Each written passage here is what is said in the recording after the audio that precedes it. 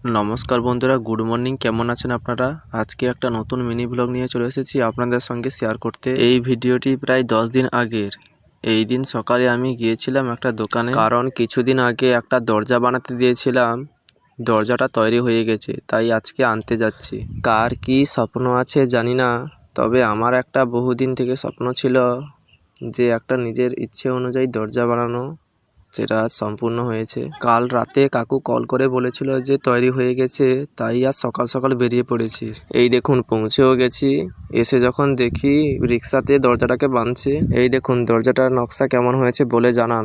দরজাটাকে ভালো করে বাঁধা হয়েছে, কারণ আমাদের বাড়ির সামনে রাস্তাটা কিছুটা খারাপ। এখন বাড়িতে পৌঁছে গেছি। কিছুদিন আগে একটা কাকু চৌকাঠা বসিয়ে দিয়ে গেছিলেন, তার 4-5 দিন পর মানে শনিবার দিন রাতে আর একজন কাকু দরজা বসাতে এসেছিল। সত্যি এই কাজে এত পরিশ্রম জানতাম না। দরজাটা বসাতে প্রায় 3-4 ঘন্টা সময় লেগেছে। অবশেষে কাজটা শেষ হয়েছে।